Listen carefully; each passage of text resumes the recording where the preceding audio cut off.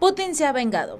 Ha logrado expulsar a las tropas estadounidenses de África y les ofrece una alternativa, una solución, una oportunidad de crecimiento. El Comando Militar de Washington en África, el famoso AFRICOM, ha anunciado su intención de salirse, de abandonar África, porque los países cada vez están cortando los lazos de defensa con Occidente, pero sobre todo están cambiando sus alianzas. El comandante de AFRICOM, el general Michael Langley, dijo a los periodistas en la capital de Kenia, Nairobi, que ya había discutido el asunto con varios ministros de la defensa, con jefes de Estado africanos, porque las cosas no pintan bien. Incluso hasta con algunos presidentes, y les dijo que estaban ya evaluando la situación. Esto es lo que les dije. Si somos tan importantes para ustedes, deben decirnos, deben rogarnos, y ya veremos si nos quedamos. Esta medida sigue a informes de medios estadounidenses de que la administración de Trump está considerando fusionar el AFRICOM con el Comando Europeo de Washington en Stuttgart, en Alemania. AFRICOM se estableció en el 2008 aparentemente para consolidar los esfuerzos militares estadounidenses en este continente y así ofrecer una respuesta a las crecientes preocupaciones de seguridad en la región, que recordemos ellos mismos crearon todo esto. Bueno, las insurgencias islamistas al final del día resulta que también fueron patrocinadas por Estados Unidos, pero sus influencias ya disminuyeron afortunadamente en algunas partes de África. Washington había insistido previamente en encontrar una manera de mantener su presencia militar en la región, sobre todo la región del Sahel, que tiene muchos recursos. A pesar de haber recibido la orden de retirar sus fuerzas de áreas importantes, precisamente en esta región del Sahel, como lo es Níger y Chad.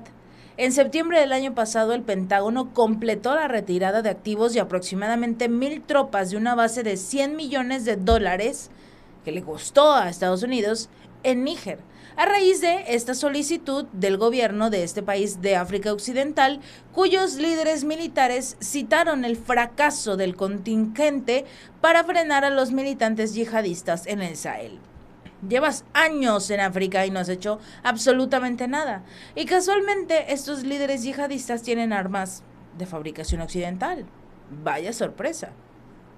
El Departamento de la Defensa de Estados Unidos también retiró alrededor de 70 personas de una base aérea cerca de Yamena, que es la capital de Chad, el único sitio militar estadounidense en el país, después también de recibir una solicitud para irse a volar. Pero no es el único. Uganda ha suspendido la cooperación en materia de la defensa con Estados Unidos y con Alemania. El embajador de Alemania de este último país estaría presuntamente involucrado con grupos hostiles que se dicen trabajan para el gobierno del país del este de África. La portavoz de las Fuerzas de la Defensa del Pueblo de Uganda, Chris Magesi, anunció la decisión en una declaración oficial publicada en el sitio web del ejército. Informes de inteligencia creíbles son la base de la mano de Alemania en los grupos señalados como terroristas en estos países africanos. Su Excelencia Matthias Schauer participa activamente en actividades subversivas en el país. La suspensión permanecerá vigente hasta que se resuelva completamente el asunto de la participación del embajador con fuerzas pseudopolíticas militares hostiles que operan en el país contra el gobierno de Uganda. Schauer, quien ha sido enviado de Alemania a Uganda desde el 2020, no respondió públicamente esto. Sin embargo, el Estado miembro de la Unión Europea rechazó las acusaciones. Obviamente, un portavoz del Ministerio de Asuntos Exteriores alemán calificó estas acusaciones como absurdas y sin fundamentos.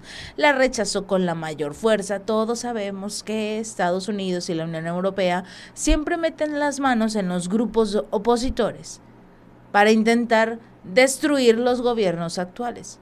Y sobre todo en África, esto es golpe de Estado un día sí, un día también. Y Alemania ha participado en cooperaciones en materia de la defensa en toda África, a menudo con entrenamiento, apoyo en materia de seguridad, pero no se han hecho públicos los detalles específicos de sus vínculos militares con Uganda. El portavoz del Ministerio de Asuntos Exteriores afirmó que no existe una cooperación militar formalizada entre Berlín y Kampala. Entonces, ¿qué hacen allí? Las tropas ugandesas forman parte de la misión de mantenimiento de la paz de la Unión Africana de Somalia, que recibe financiación parcial de la Unión Europea. Todos reciben dinero y al final son los grupos terroristas los que se quedan con ese dinero, porque es mucho más fácil. Mientras ellos, Occidente, le entrega dinero a los grupos de terror, Rusia está haciendo lo que Rusia sabe hacer mejor. Abrirá un consulado general en la ciudad egipcia de Sharm el-Sheikh, según el decreto firmado por el primer ministro ruso Mikhail Mishustin. La orden encargada al Ministerio de Asuntos Exteriores de Rusia determina el tamaño del personal del consulado y ha aprobado su estructura operativa. Será el segundo consulado general de Rusia en Egipto, junto con el que está ubicado en otra ciudad turística, Hurghada, y la embajada de Rusia en El Cairo. Níger confirmó que albergaría una embajada rusa por primera vez en más de 3 décadas. El anuncio fue realizado también por el ministro de Asuntos Exteriores de Níger, Bakari Yao Sangare, quien afirmó la disposición de este país para recibir una misión diplomática rusa. El portavoz del Ministerio de Asuntos Exteriores, María Zaharova, confirmaba también que se están llevando a cabo planes para abrir embajadas en varios países africanos, en Níger, en Sierra Leona, en Sudán del Sur, pronto también en Chad, ahora en Egipto. A ver, ¿qué pasó?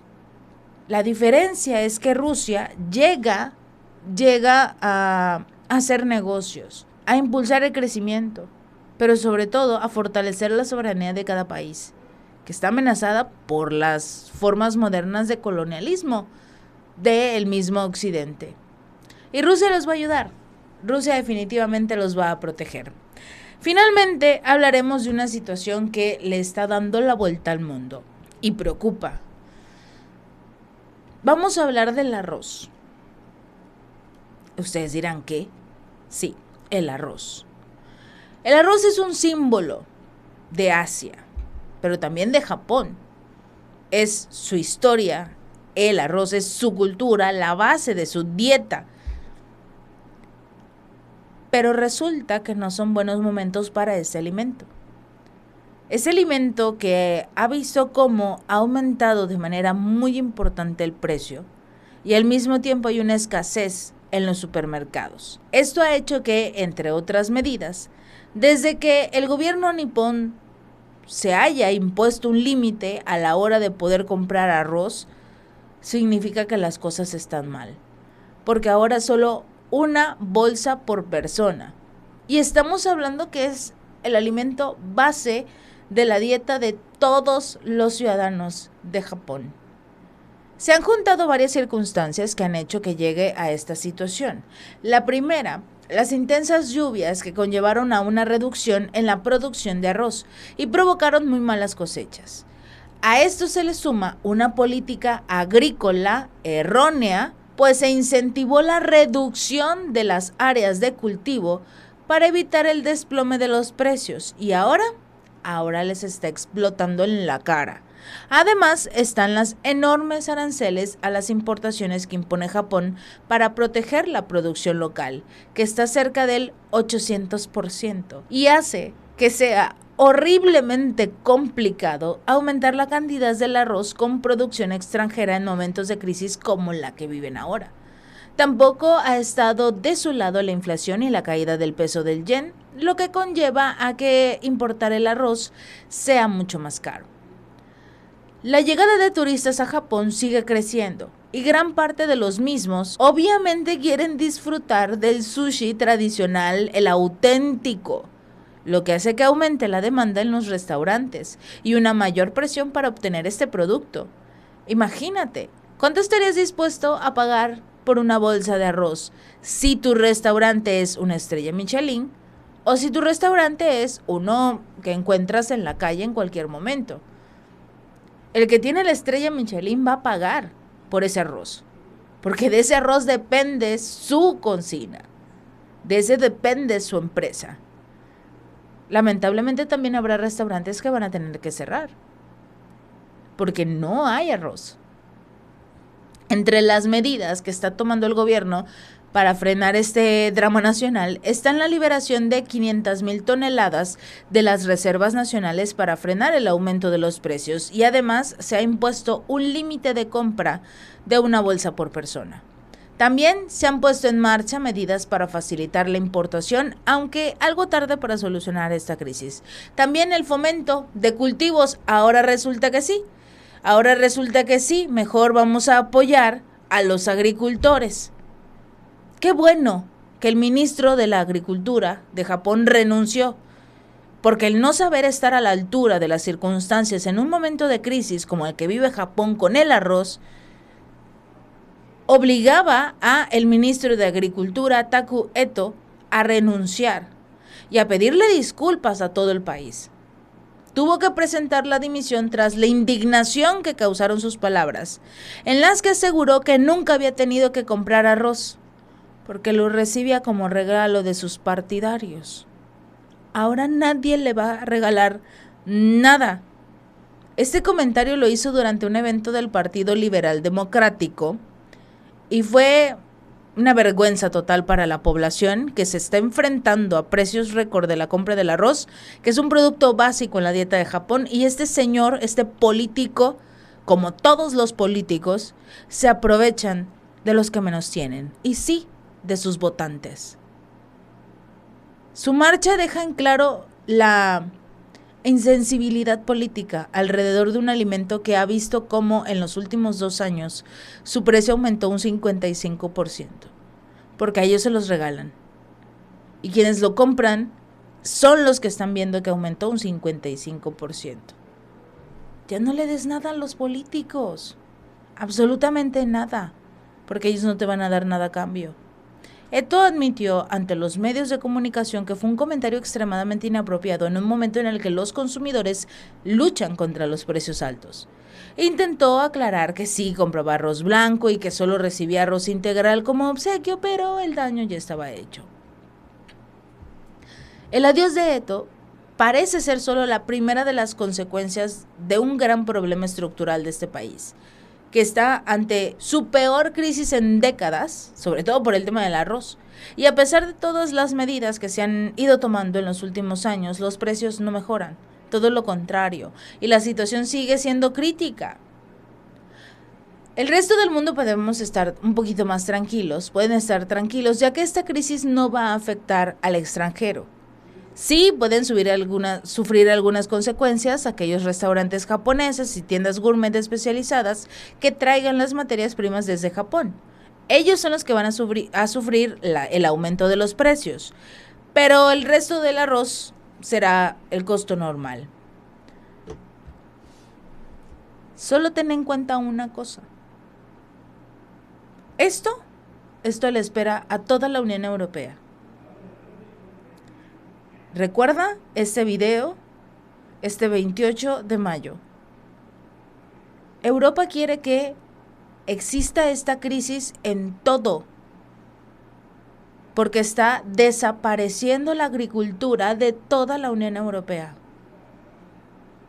Y muy pronto también les van a quitar el agua. Si este video te gustó, no olvides darle like y compartir. Nos vemos la próxima.